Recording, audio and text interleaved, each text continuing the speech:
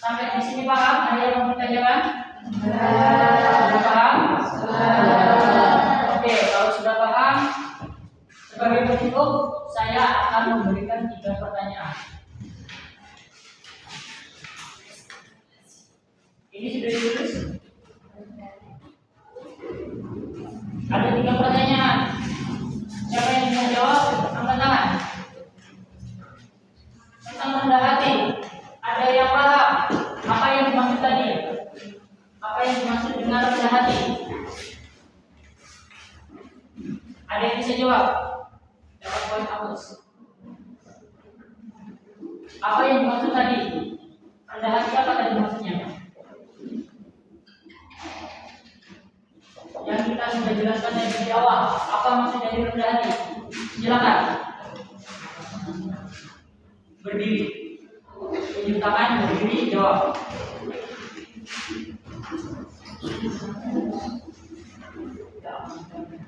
Tidak bahasa paling benar.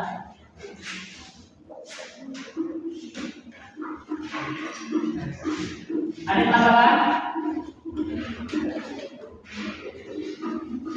Benar berarti. Ada tambahan lagi? Silakan. Tidak menyumbangkan diri, benar.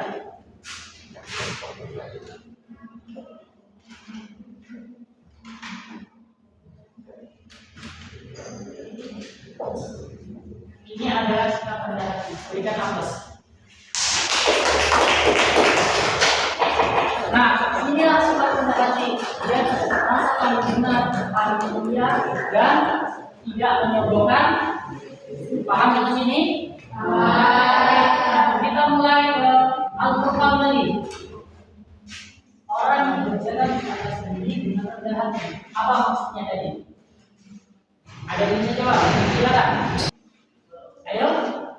Yang tadi sudah dijelaskan. Orang yang berjalan di atas bumi dengan rendah hati. Satu orang.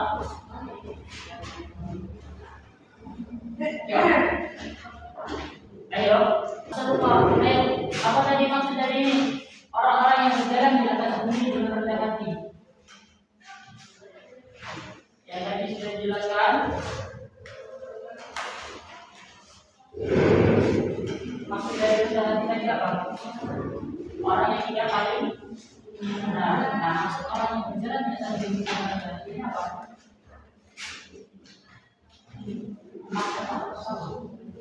Apa?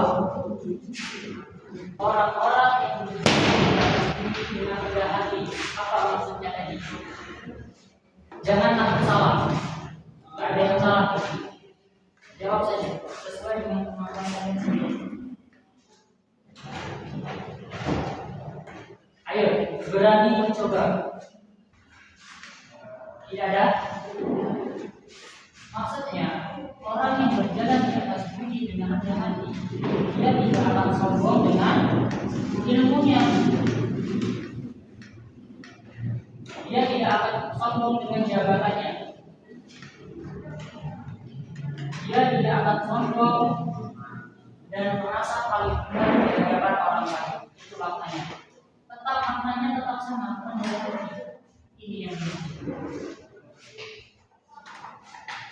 orang yang berjalan di atas bumi dengan rendah hati. Artinya ilmu jabatan yang mereka pegang, dia tidak akan menyombongkan diri terhadap orang. Paham kan ini? Nah, sebagai contoh, jika seseorang yang mengupload video atau foto di sosmed, mengupload prestasinya, ibaratnya dia mendapatkan kemenangan, medali, piagam atau apa, tapi dia niatnya adalah untuk pengen dipuji sama orang. Nah, itu termasuk sombong atau bukan? Karena apa dia sombong?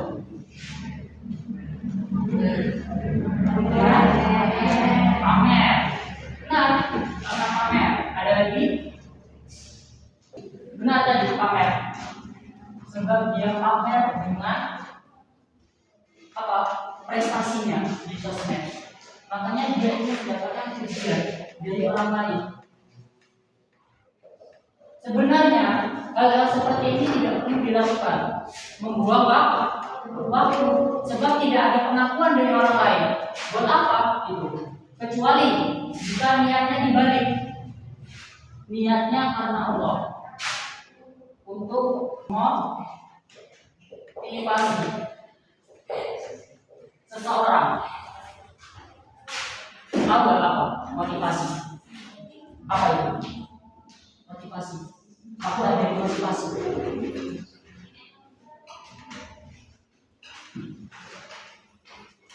Agar seseorang bisa apa? Ya, agar seseorang bisa berubah menjadi lebih karena apa? Prestasinya kan itu. Jadi dia lihat prestasinya orang lain di sosmed, ya, kita lihat prestasinya orang lain di sosmed, dan dia ingin berubah. Wah, dia dapat bagus nih, dapat nilai bagus nih, dapat piagam ini, aku seharusnya lebih besar. Nah, itu cara berubah.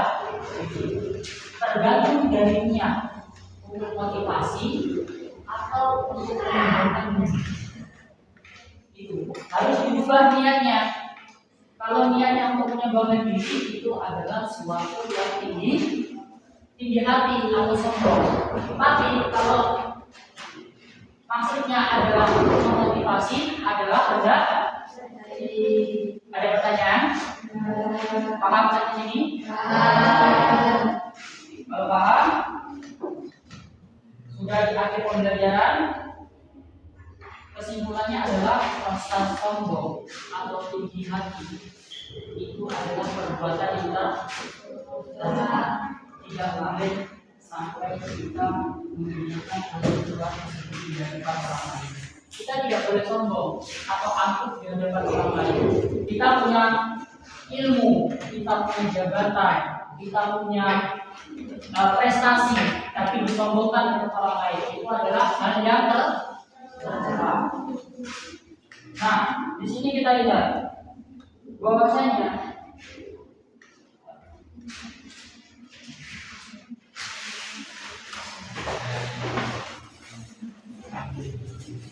Imam Al-Ghazali membagi tiga penuntut ilmu, membagi tiga golongan penuntut ilmu.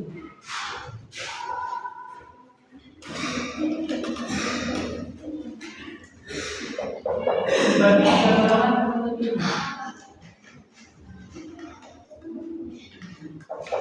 Golongan yang pertama adalah orang-orang yang berilmu.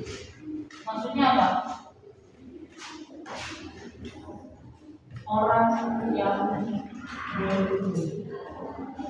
Artinya apa?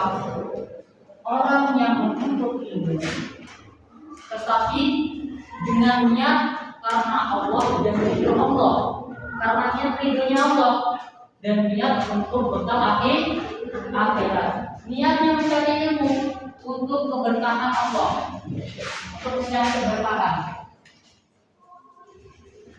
dan untuk bekal akhirat.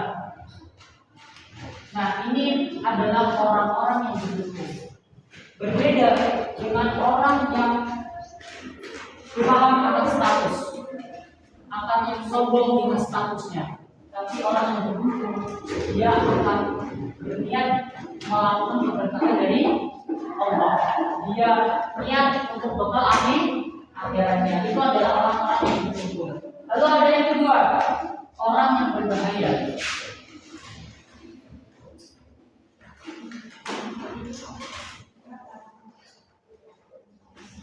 Apa maksudnya? Orang yang berbahaya. Orang yang berbahaya adalah orang yang menuntut ilmu tapi dengan niat untuk duniawinya saja. Dia pamer terhadap jabatannya, dia pamer terhadap kekayaannya. Nah, disitulah orang-orang yang berbahaya, yang mementingkan duniawi tapi lupa dengan akhiratnya. Itulah orang yang berbahaya. Ada yang ketiga, orang yang tercela. Maksudnya apa? orang yang memuaskan hawa nafsu. Masih sama dengan duniawi. Dia hebat dengan jabatannya, tapi dia tidak merasa paling rendah diri di hadapan orang lain. Dia sombong dengan dirinya, dia sombong dengan jabatannya. Masuk ke dalam duniawi. Semoga kita tidak masuk ke dua golongan ini. Berbahagia dan bersemangat. Semoga kita dalam keadaan yang beruntung. Amin ya rabbal alamin. Materi sudah jelas. Ada yang dipertanyakan? Sudah jelas semua? Sudah semua? Ilmu yang kita dapat pada hari ini bisa dipergunakan dengan baik dan dilakukan dalam kehidupan sehari-hari. Amin ya rabbal alamin. Jika ada pertanyaan, Bapak ada tugas, ada pemberian tugas. Di LKS ada pemberian ya? Bapak tanya.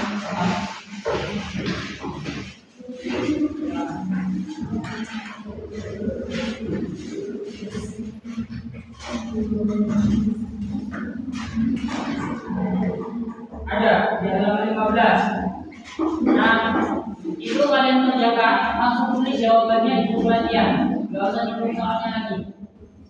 Ini boleh bisa. Buku yang kayak sini boleh dicoret nggak? Boleh. Di sini saja. Kita akan adakan pertemuan minggu depan dan tugas ini kita akan bahas minggu depan lagi. Paham? Ada pertanyaan?